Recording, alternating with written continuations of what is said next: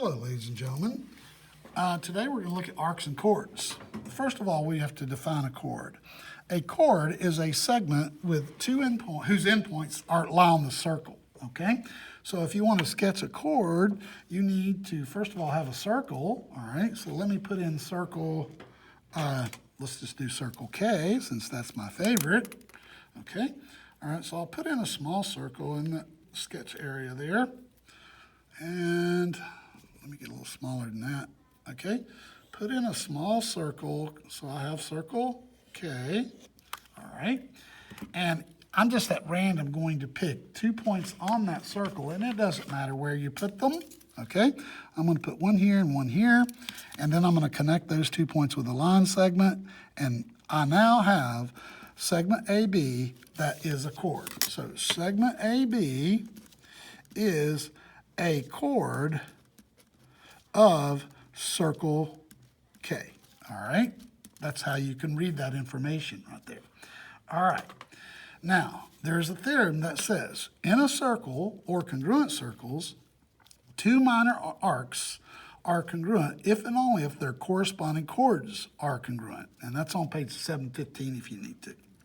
All right, so in other words, if I have, well, I don't have any central angles here, but that's what it tells you, all right? Now, example 1 says, use the figure to answer the questions below. Which two chords are congruent? All right, well, the answer would be segment AB, which has one tick mark on it, is congruent to segment CD, which also has one tick mark on it. Okay? Which two arcs are congruent? Well, those, if you were to put in I'm going to put in the radii, all right? Let's call this circle K for a second. I'm going to put it to those two congruent chords, okay? All right. Now, all of these radii of a given circle are congruent. And by sides, let me put 2 tick marks on each of those. Actually, let's do 4. 4 on each one of those. 2, 3, 4. 2, 3, 4, okay? All of those are radii, segment KA, segment KB, segment KD, and segment KC. And by side, those two triangles would be congruent, all right? And that means that angle CKD would be congruent to angle CKB, all right? So if those two angles are congruent, then arc AB would be congruent to arc CD. So that's the arcs that are congruent. And so you see congruent chords intercept congruent arcs, okay? So arc AB is congruent to arc CD. All right, what are their measures? Okay, well, we don't know. Let's put an X here. If arc CD is X, then arc AB is X. And now if we look at those two arcs, all right, which I'll highlight in yellow, and the other two arcs, which I'll highlight one in blue and one in green, okay, all right, those 4 arcs complete the full circle and do not overlap. They are adjacent arcs that complete a circle, and they have to add up to 360 degrees, okay? So I could start at A, go the measure, if I want to, I'm going to write it out longhand first. The measure of arc AB plus the measure of arc. Now, if I'm going to do this more than one, this is all kinds of bad here, all right? That's definitely not a more than, I'm going to put a point here. Let's call this point A, B, C, D, E. Then the measure of arc B, E, D, which is the major arc, that's why I put that point out there so I can name it, plus the measure of arc CD, plus the measure of arc AC or CA is equal to 360 degrees. Okay, so that means that 360 degrees is equal to, that's X. That arc measures 220. Now, most of us wouldn't do this. We'd just do the arithmetic. The measure of arc CD is X, but you need to be able to do both. And the measure of arc AC is 20. Now, that's not a 20-degree arc. I can tell you that immediately. Because that angle, if you intersect that angle right there, this picture's drawn really poorly. Segment AC should be much shorter. Okay, or chord AC should be much shorter. Well, in any event, you simplify and solve the equation. 360 is equal to x plus x is 2x 220 plus 20 is 220 plus 20 is 240. All right, so then we have to subtract. All right, we subtract 240, that gives us 120 equals 2x. Okay, and divide by 2, that gives us x is equal to 60 degrees. So if that one's 60 degrees, this one down here has to be 60 degrees. And when you add those up, 60 plus 60 is 120, plus 20 is 140, and 140 plus 220 better add up to 360. 140 plus 220 better add up to 360, or we've done something wrong, and they did. Okay. All right, so what are their measures? Well, their measures would be 60 degrees.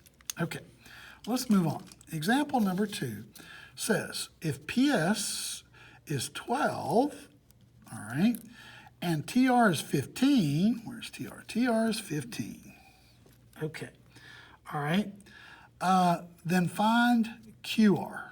Okay, well, what I happen to notice is this.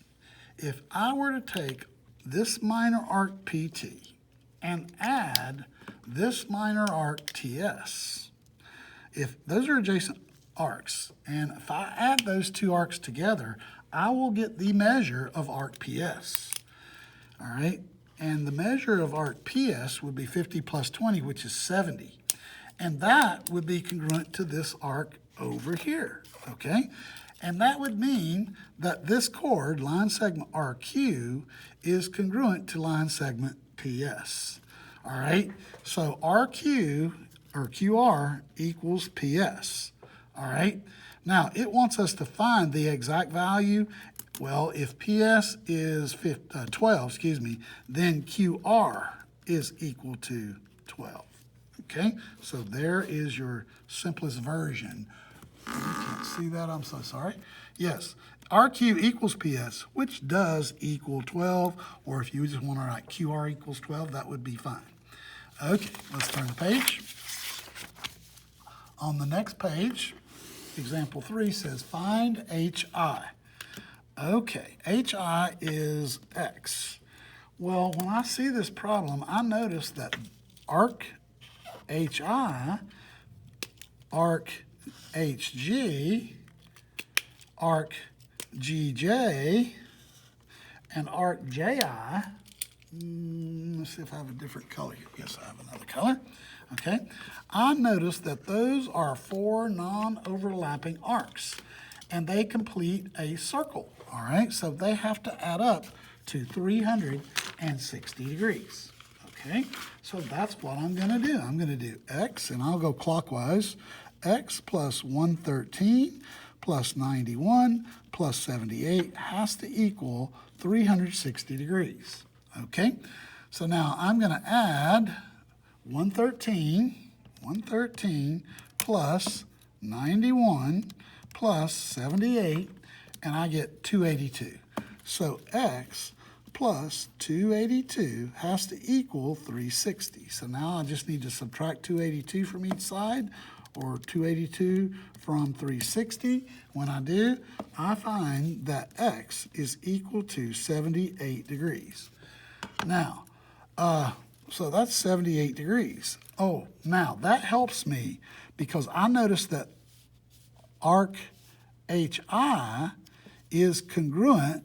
I'm going to write this over here. Arc HI is congruent to arc, this other 78 degrees, that's a 7, by the way, and that's a degree symbol, okay, is congruent to arc HG. Oops, that's arc. And that means their chords, these two chords, segment GH and segment HI, have to be congruent, okay? Because congruent arcs are intercepted by congruent chords, or congruent chords are intercepted by congruent arcs. It works either way, all right? So HI would have to equal to HG. Well, we're looking for HI. We know what HG is. It's 9, so this is 9, okay? All right. Next, we have another theorem that says, in a circle, if a diameter or radius is perpendicular to a chord, then it bisects the chord and its arc. That's important. All right. on page 716, you get what's called the perpendicular bisector of a chord. If you have a radius or a diameter or a line drawn that contains a radius or a diameter through a chord, it will be the perpendicular bisector of that chord. Okay, all right, so let's talk about example number 4. They tell us that segment AD is perpendicular to segment BC, so there's right angles. All right, and that means that it's the perpendicular bisector of the chord line segment BC, which means that BE is congruent to EC. Okay, all right. So if I know that AE is 12, so here's 12, and the radius. Now I don't. AD is 13. Well, if AD is 13, I can use my segment addition postulate and take this 12 from 13 to get ED. ED would be 1, because that 12 plus this 1 would give you a radius of 13. Okay, all right. So now I need to find ED. Well, I've got that. That's 1. Excuse me. I need to find AC. I don't have segment AC, so I'm going to put that in.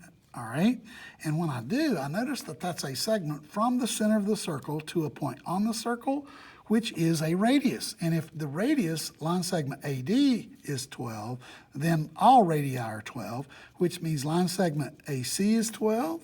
Okay, and also if I put in AB, I'm looking for that next, is also, oh, not 12, 13, excuse me. Yeah, the radius is 13. The radius is 13. All right, so 13 and 13 for all radii.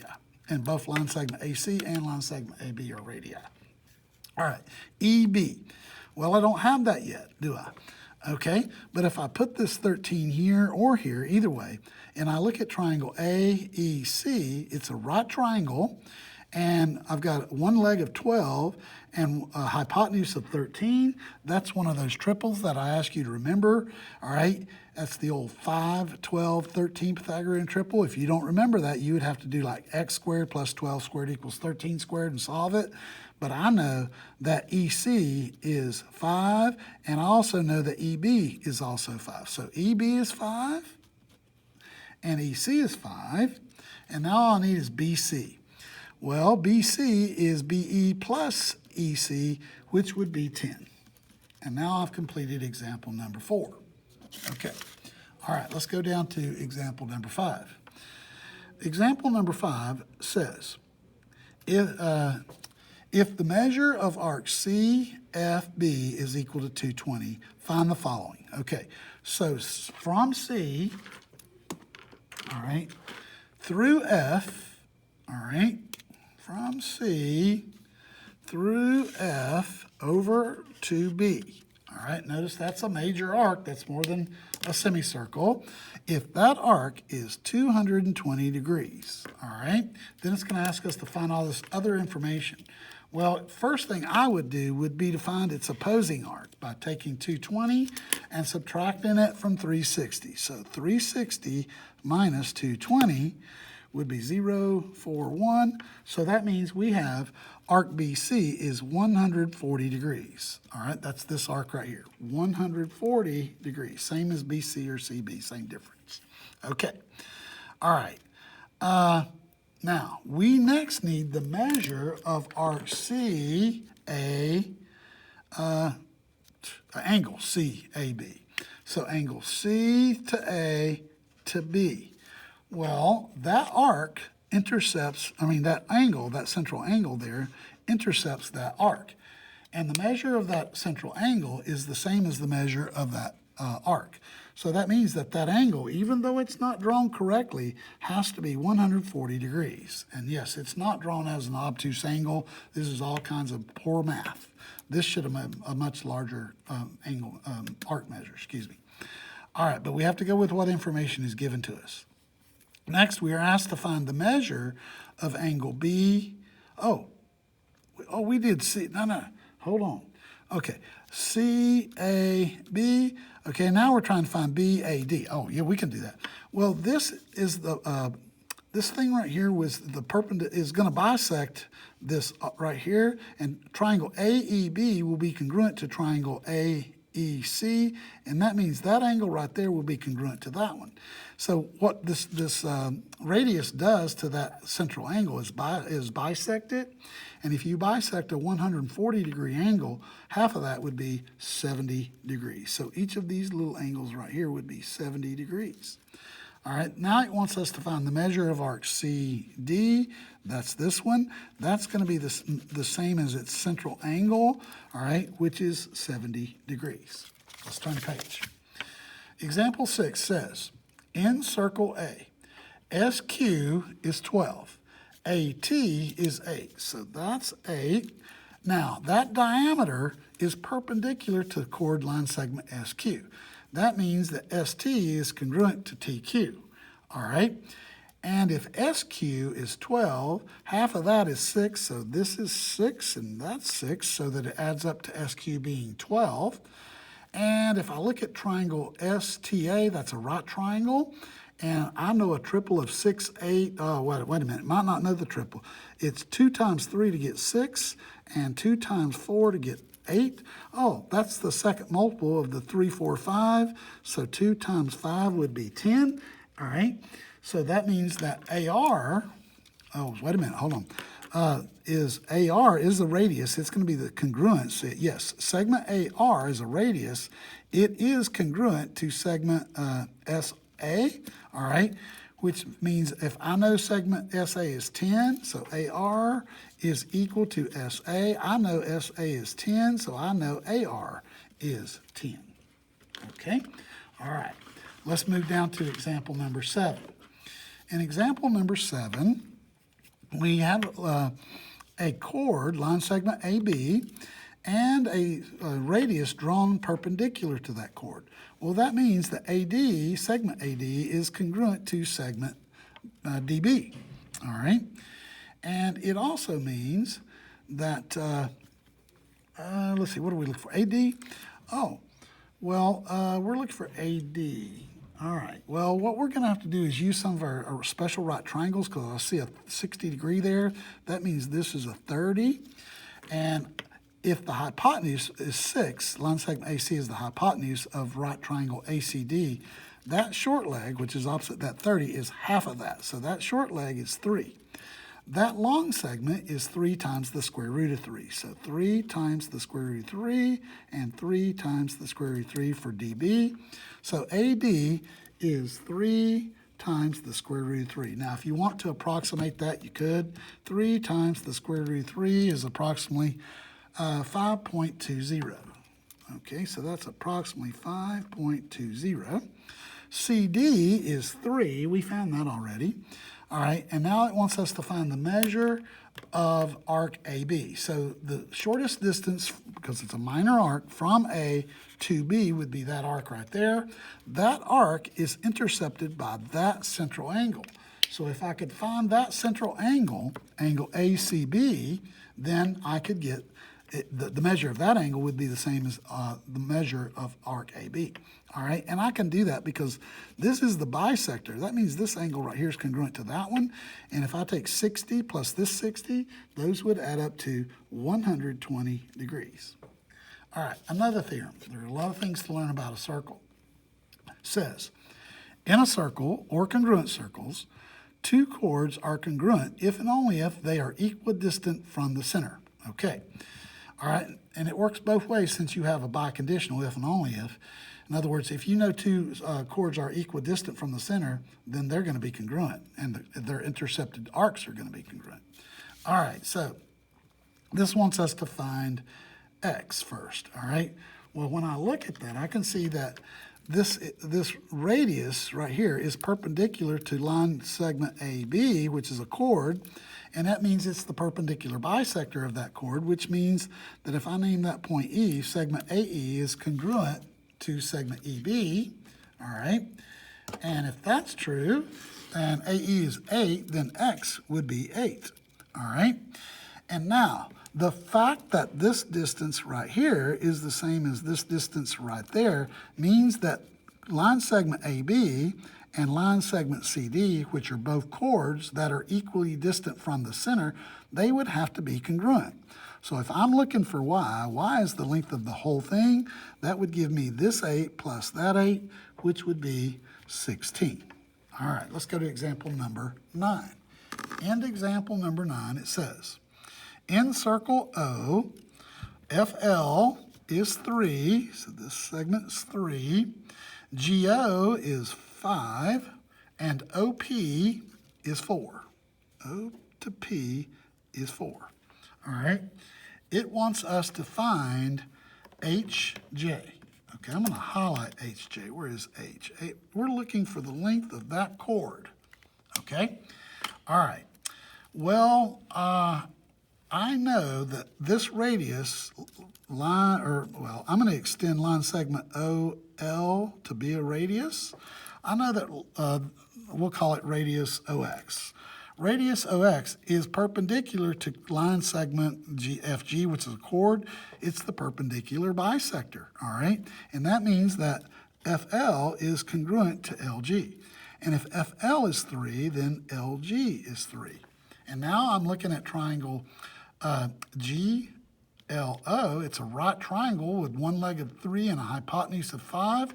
That's one of those triples I ask you to memorize. It's the 3, 4, 5 Pythagorean triple, all right? And now, I also know that OG is a radius, and so is OJ. And that means OJ is the same as OG, which is both 5. And now I can find PU. PU is, that's the 3, 4, 5 Pythagorean triple again. PJ is 3 because it's the 3, 4, 5 Pythagorean triple. And since this radius, line segment OY, is perpendicular to the chord HJ that I'm looking for the length of, it's the perpendicular bisector, so that means that segment HP is congruent to segment PJ, that's a J, okay? All right, and if PJ is 3, then PH is 3, okay? All right, and that means that I can now find HJ by adding HP and PJ. 3 plus 3 is 6. Okay, and that's also, by the way, congruent to FG. You need to know that because those are equally distant. They're both 4 units from the center of the circle. So this chord would be congruent to that chord. All right, let's turn the page. Arc length. Arc length is the distance along an arc, and it's always going to be part of the whole circumference. Here is circumference. 2 pi r. And that means the arc length formula can be written this way, all right? And I'm going to abbreviate AL for arc length. It could be x divided by 360, where x is the degree measure of the arc. It should say that over here. X is the degree measure of the arc. Okay, all right. And now, instead of multiplying it times 2 pi r, you could multiply it times c, all right? Or, since 2 times r is d, you could do arc length is equal to x divided by 360, x degrees divided by 360, times pi d, all right? Because pi d is the total circumference or distance around the circle. Okay. All right, or you can set up a proportion. It's all the same thing. You can make a proportion out of it. Whatever works best for you. All right, example number 1 says, find the length of arc EF. Okay, now that's only 2 letters, so I'm going to go from point E to F, the shortest distance I can go. That's the one I'm looking for. Now, I happen to notice that that arc is intercepted by that central angle. And that means that if that central angle is 120 degrees, then that arc is 120 degrees. And I now have x in my formula. Okay, and now I'm going to look up here and see which one of these 3 formulas I want to use, depending on what information I'm given.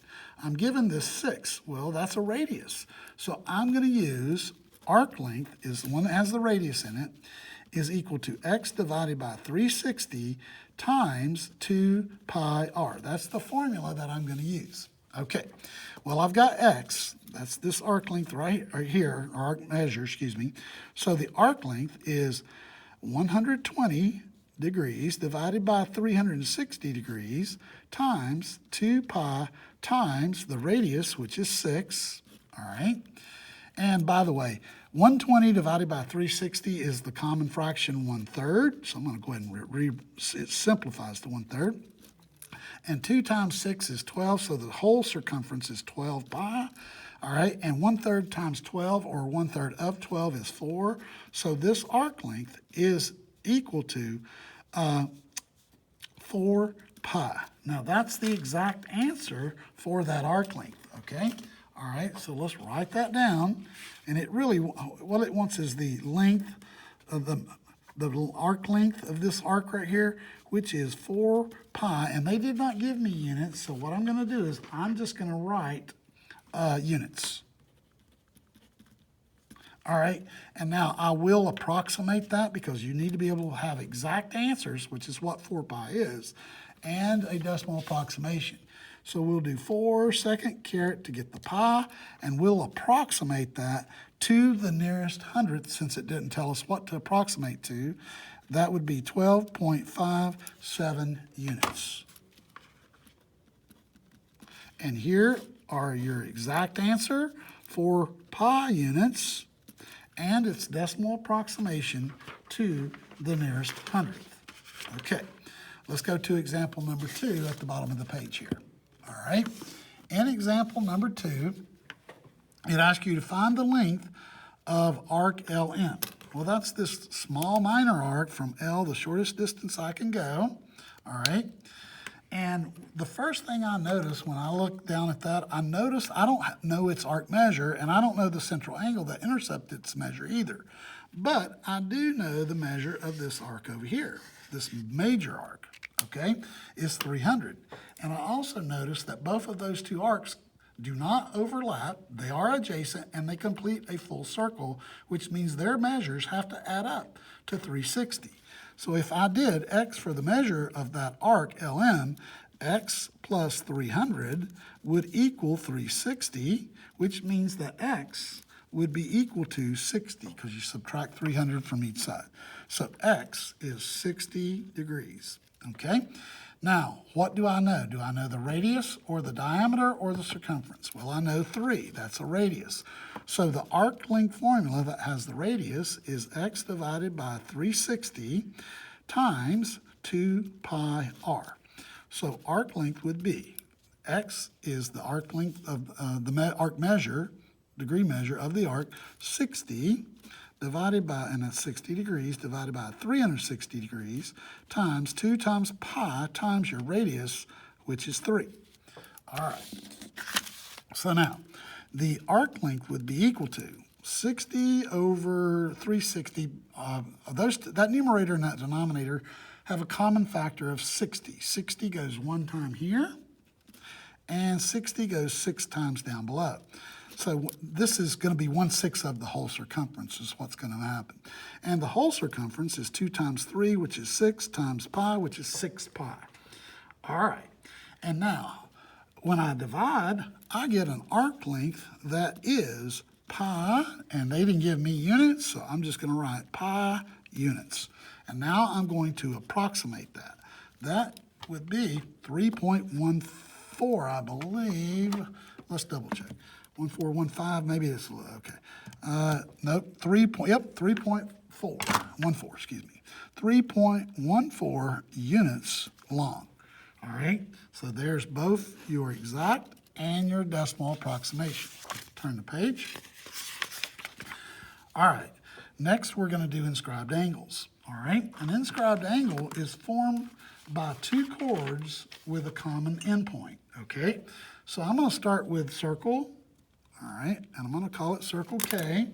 I'm going to construct my circle so that we look accurate as much as possible. Okay, and I'm going to put a point, I need 3 points on the circle. All right, let's call point A the common endpoint of, and then I need 2 more points, B and C. All right, and now I'm going to put in line segment AB and line segment AC, not necessarily in that order, so that I have 2 chords with a common endpoint. all right? And that's what we mean, that's how we form an inscribed angle. And by the way, that would happen because all those points have to lie on the circle. So you can describe an inscribed angle as an angle whose vertex is on the circle and whose sides contain chords of the circle. Slightly different definition, but it means the same thing. Okay, all right. And now what we need to understand is this, all right? If we have this particular central angle intercepts an arc, that particular inscribed angle intercepts that arc that's inside of the interior of the angle. If I were to make ray AC and ray AB, that arc is inside. And the measure of this inscribed angle is going to be 1/2 its intercepted arc. So if you know the arc measure out here is x, then x divided by 2 will give you the angle. If you knew that y was the measure of the angle, then you would double it to get the arc, okay? All right, now, number 1 says, name all inscribed angles and their corresponding intercepted arcs. Okay, well, I know the angle D is formed by chord OD and chord GD intersecting at D. So angle D is an inscribed angle, and that one intercepts arc OG, okay? So that's the one that's intercepted by arc OG. Well, angle O is also formed by 2 chords, okay? Chord line segment DG and DO, excuse me, and line segment GO, intersecting at a common endpoint, point O. So angle O is also an inscribed angle, and it is intercepted by arc DG. Oops, that's a G. Okay. All right, well, let's look at angle G. Is it formed by 2 chords with a common endpoint? Yes, it is. Chord line segment DG is a chord. Line segment OG is a chord. They intersect at point G. So angle G is also an inscribed angle, and it's intercepted by this arc over here, arc DO. Okay. All right, and we talked about this theorem. If an angle is inscribed in a circle, then the measure of the angle is half the measure of the intercepted arc. Or if you like, if you know the inscribed angle, the intercepted arc is twice the inscribed angle. Okay, all right. So let's go down to example number 2. Given that the measure of arc BC, that's this arc right here, all right, is 100 degrees. Find the value of x. Well, x is half of that. X would be 100 divided by 2, which would be, oh, wait a minute, BC. Oh, wait a minute, hold on. That's not true. Oh, that arc up there is not 100. We know BC, excuse me. We know BC over here is 100 degrees. All right, I'm sorry. All right, now we also know that segment AC is a diameter, which means arc ABC is 180 degrees, and arc AB and arc BC are adjacent, and they make a semicircle. So if I take the 180 and subtract this, that's 80 degrees. And that means this is 80 divided by 2, which means x here is 40. So x is 40 degrees. All right, here's another theorem. It says, if 2 inscribed angles of a circle are congruent, if 2 inscribed angles of a circle or congruent circles intercept congruent arcs of the same arc, then the angles are congruent. Okay, let's move on. In circle Q, the measure of this arc symbol got moved. It should be over here. Arc ST, all right, is 68 degrees. Okay, find the measure of angle 1. Well, if I'm looking for the measure of angle 1, I notice the angle 1 is formed by those 2 chords. And the measure of that angle will be half of that arc right there. Half of 68 is 34. So the measure of angle 1 is 34. Okay, all right, and I look for angle 2. Well, I notice that angle 2 is this angle formed by this chord and that chord, and that's intercepted by that same arc, which means that if I take half of 64 again, I still get 34 degrees. And that really gives you a theorem that says, in a circle, if two angles intercept the same arc, then they're congruent, okay? So you can kind of get that theorem as well. Here's another one. If an inscribed angle of a circle intercepts the semicircle, then it's a right angle. Well, that should make sense. If you intersect the semicircle, half of the 180 is 90, okay? All right, find the value of x, for example, number 4. Well, I notice that line segment FG is a diameter. That means that arc FHG is 180 degrees, and that means that since that arc, FHG, is intercepted by this inscribed angle, then that inscribed angle is half of 180, which means it's 90 degrees. Let's go down to number 5. In number 5, all right, there is a lot of information here, okay? In circle A, the measure of angle 1 is 6x plus 11. The measure of angle 2 is 9x plus 19. The measure of angle 3 is 4y minus 25. The measure of angle 4 is 3y minus 9. And arc PQ, I'm going to mark that arc is congruent to arc RS. Okay, well, if that's true, since those arcs are congruent, that means angle 4 and angle 3 are congruent immediately.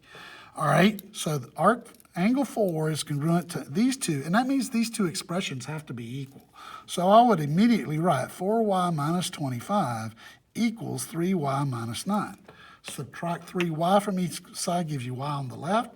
Add 25 to each side gives you, I believe, 16. Okay, so y is equal to 16. Now, let's actually find the measure of those two angles. 4 times 16, that's 40, and 24, 64, and 64 minus 25, okay? Let's see, 4 times 16 is 64, minus 25 would give you 39 degrees. So both of these angles here are 39 degrees, okay. All right, what else did we know? We know 3 and 4, so both of those are 39 degrees. All right, now we need to find the measure of angle 1 and angle 2. Okay, well, I believe, all right, that angle T is a right angle because it intercepts since this is a diameter, that arc PQS, is a semicircle, and that arc is intercepted by angle T, which means it's a right angle. So that's a right angle, and that means the measure of angle 1 plus the measure of angle 2 add up to 90. They have to be complementary. So 6x plus 11 plus 9x plus 19 has to equal 90. 6x and 9x is 15x.